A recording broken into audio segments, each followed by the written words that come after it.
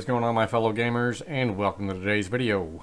My name is Torch, and today we are on episode 4 of the Farm Wars tutorial series. In today's episode, we are going to be looking at melon and pumpkin farms. If you have not seen the Farm Wars videos, I suggest going and taking a look at them so you can decide which farm design is right for you. I go through an entire material breakdown list as well as give the rough hourly rates. But for now, we're going to go ahead and jump right in on how to build some of these farms.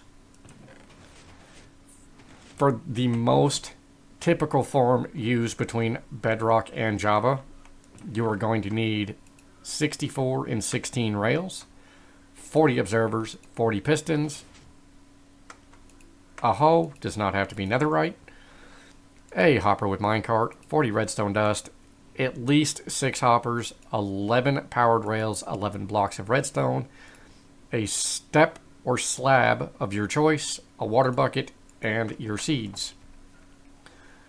Now, starting out, what you want to do is find where you want the center of your farm to be. We're going to go ahead and say right there. Now, a stair or slab can be waterlogged. Farmland can only come off of a water source by 4 blocks.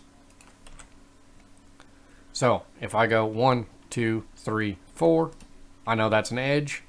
1, 2, 3, 4, I know that's an edge.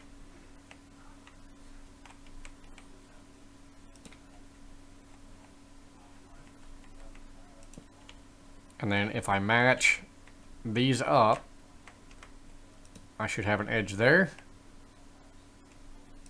an edge there,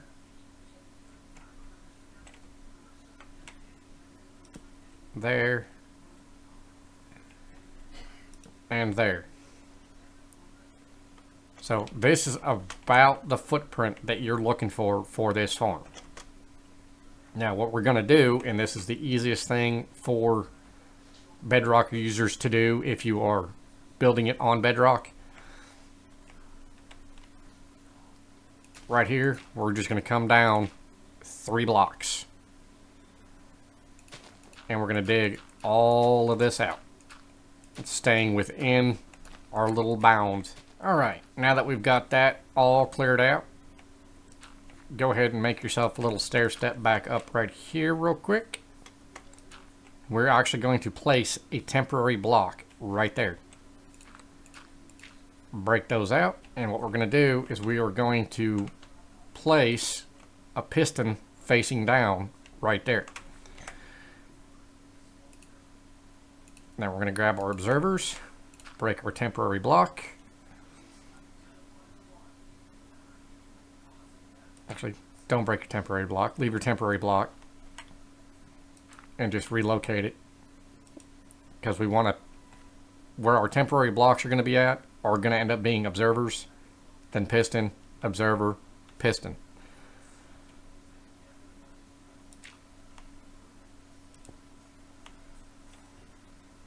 We just cannot place our observers yet because they will end up facing the wrong direction.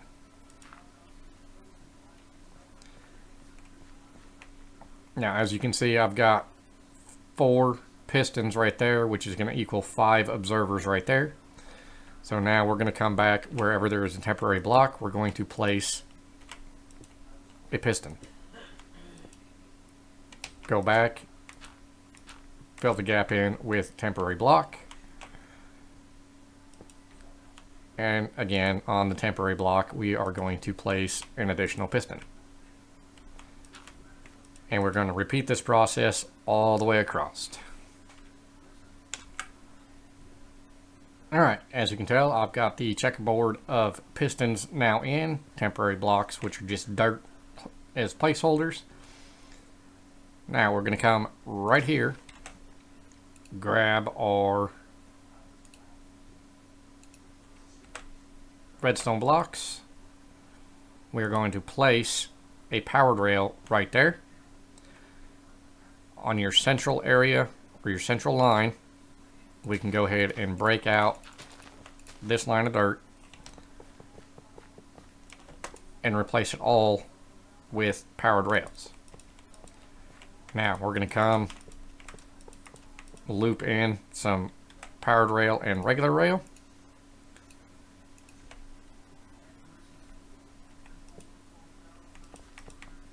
Now right here you want to break that block and put an additional powered rail, because if I put a regular rail right there, it would snap into that rail. This will eventually be removed.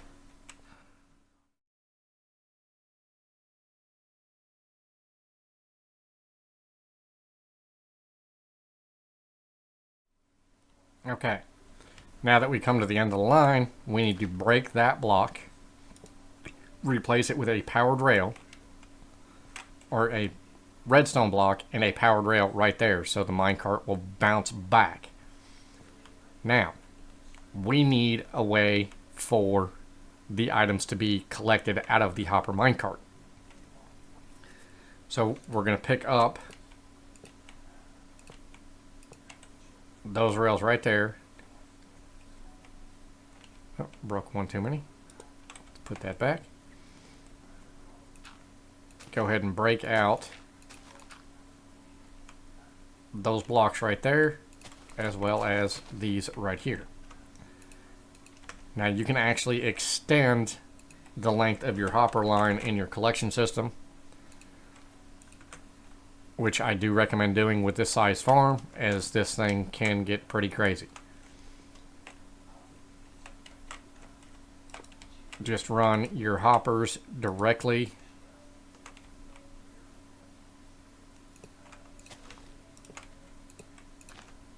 into your double chest, come back and reconnect your rail lines. So now as the hopper minecart is coming over any of these tracks, it's going to be dropping stuff off into these actual hoppers.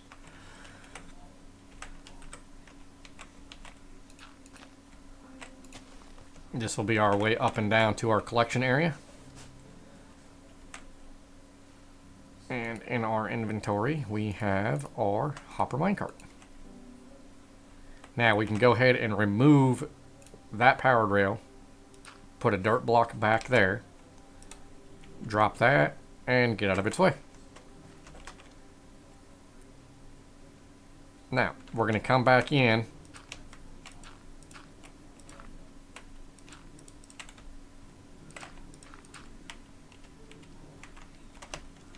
and fill this with dirt, and you can actually aim on top of the rails if you want.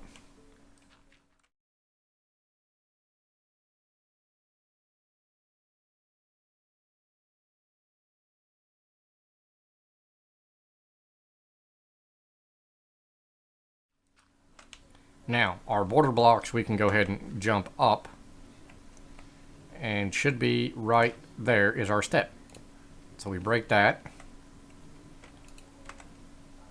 If it happens to fall down there, no worries, the hopper minecart will pick it up for you. Let's place that down. Oops, did not mean to fall in the hole.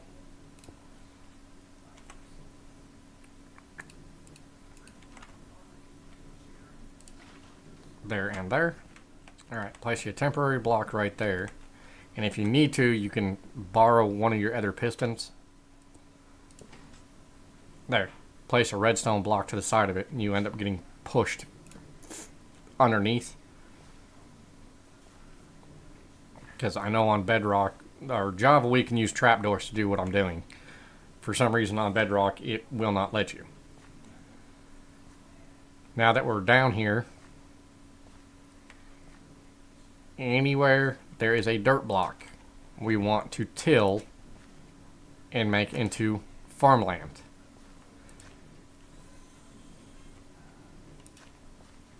And it will end up looking like the checkerboard pattern of dirt up top. So I will be back when we are done tilling the land. Alright, one thing to watch out for when you're doing this, especially on bedrock, is try not to make sure you put a solid block above your water source because we're not able to put an observer or anything right there. So if you're down here doing what I'm doing, you could potentially pop up through that hole and then have to block your way out and go reset yourself. On Java Edition, not that big of a deal because we can simply use a trapdoor and go underneath of it. So while we're down here, we're going to grab our pumpkin and melon seeds. Now, when you're planting pumpkins and melon, it works much like other crops where you want to basically rotate the rows. So I've got pumpkins there, so I'm putting melons here. This will actually increase the growth speed of the pumpkins and melons by 50%. All right, now once we are all planted, we can go ahead and slip out. We can remove that piston, and that redstone block. Now, very carefully, we're going to come back through and we are going to remove the temporary blocks between the pistons, and we are going to put in our observers. Okay, and I will return once we have finished doing that. All right, once we have all our observers in, again, I knocked out the temporary block that was right here. You can actually put any sort of light source right there to help with the growth rate of the farm as well, as melons and pumpkins do need a light source in order to grow. Now, if you put a light source right there, you can see that my light block is at 14. As I go this way, it goes to 12, 10, 8, 6. So from the middle to here, using a sea lantern, it pretty well covers every block within the farm. Okay, we are now done up top. We can go ahead and get rid of this little border.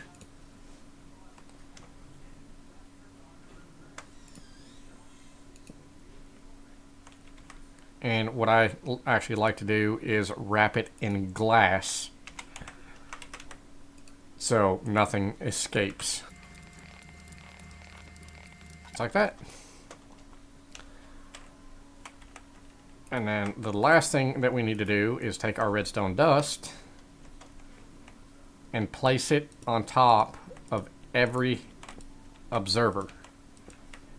And what this is going to do is the observers are going to detect when those melon and pumpkins grow, and it will fire the adjoining pistons. And if a melon or pumpkin is in one of the occupied growth slots, then it will break it, and that hopper minecart will then pick it up and drop it into our chest for us.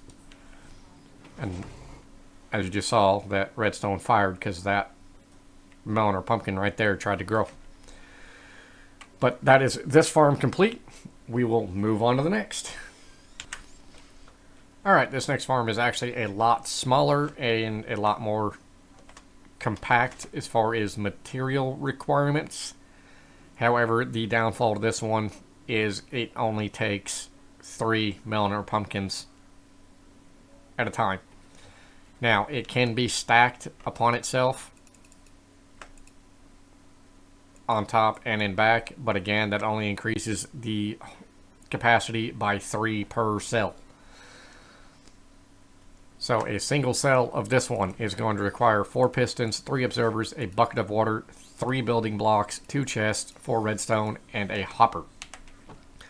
Very easy to build. I do recommend, again, using some glass to enclose it.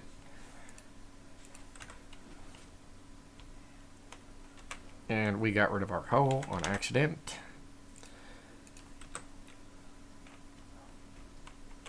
So this one we're going to start out by placing a piston, skipping a block, placing a piston, skipping a block, placing a piston, skipping a block, and placing a piston.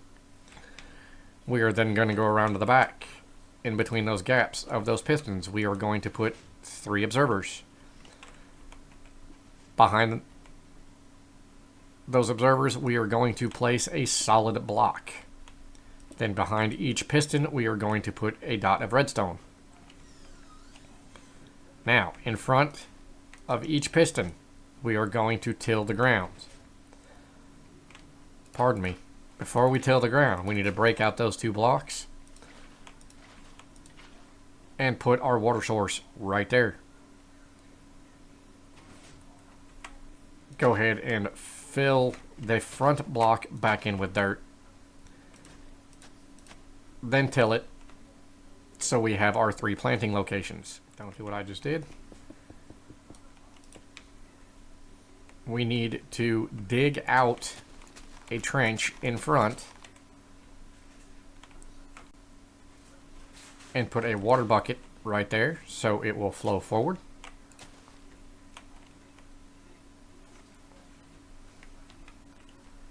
Then right here, we're going to go down one more, knock that out, and place in a double chest for collection.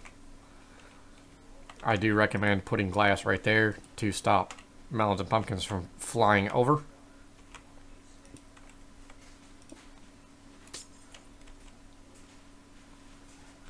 And then once we plant our seeds, that will be pretty much it for this one.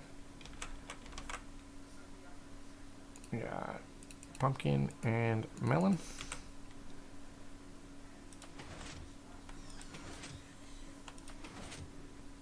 And there you have that one. This design is fairly similar to that, except for it's only running the 4 observers, 8 pistons, and gives 4 growth slots per. And why did that not fire? Oh, that's why.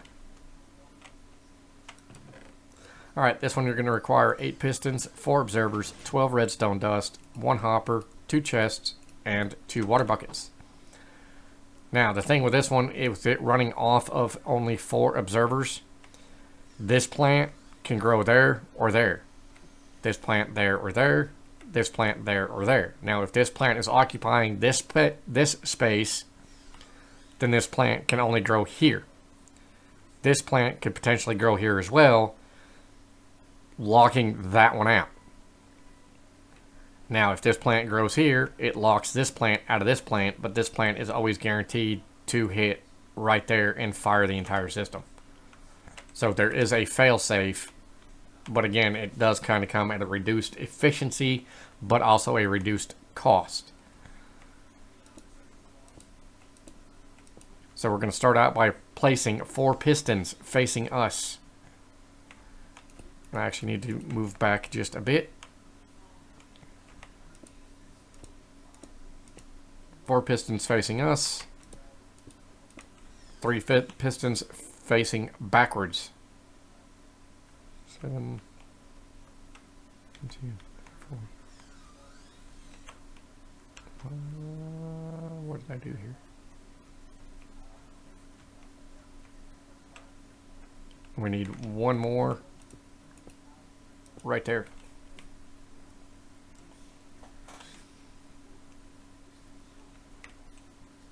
Alright, anywhere there is a piston back, go ahead and break out underneath. Water buckets.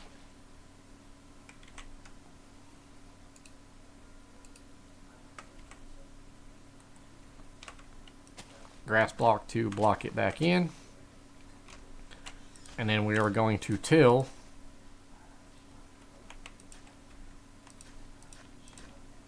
behind those pistons. Now, since we have water here, this water is actually conjoining and irrigating these 2 plots on both sides.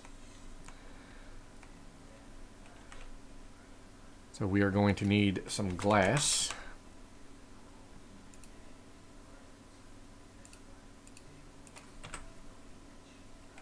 To block this in. And once again, we want a trench. But on this one, you want a trench on both sides.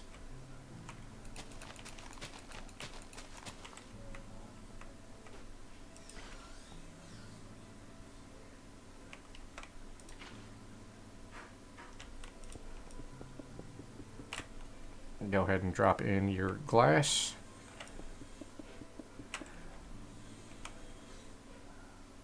We're going to go 1, 2, 1, 2.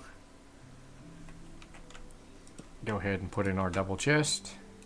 We can break that, hook a hopper into that.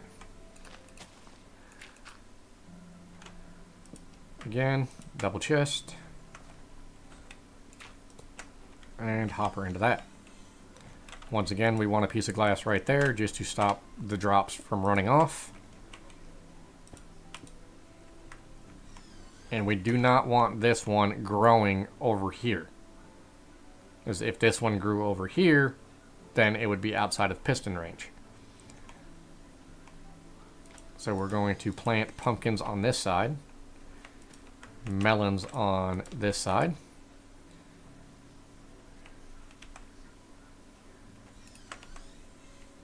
And we actually need 8 solid blocks per cell. So I'm just going to grab 8 stone.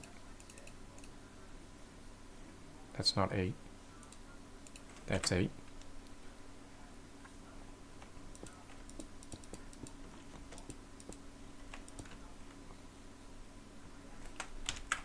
We're going to place them directly in a line on top of our pistons. Then we're going to place our observers right here.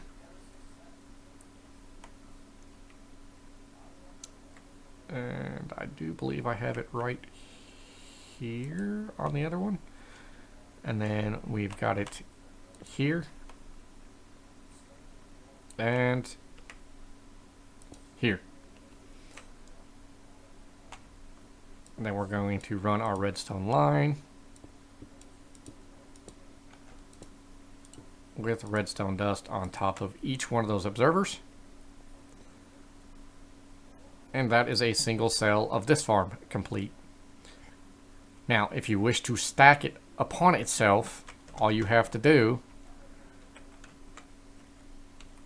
is put dirt over where the observers would be at, a line of solid blocks above your redstone, repeat your piston process with another line of solid blocks and then the observers. Because you have 4 spots that this thing will fire from on each level. So you will see a melon or pumpkin that's just kind of chilling there for a minute. It is waiting for this one or this one on this side, or that one on this side to potentially grow into any slot, and it will fire all 8 pistons. As you just saw, that fired all 8 pistons.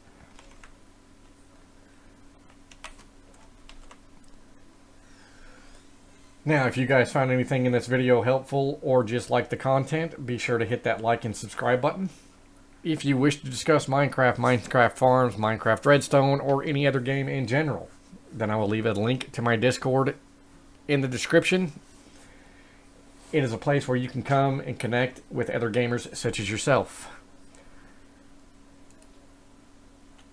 Hope to see you guys in the next one, and goodbye for now.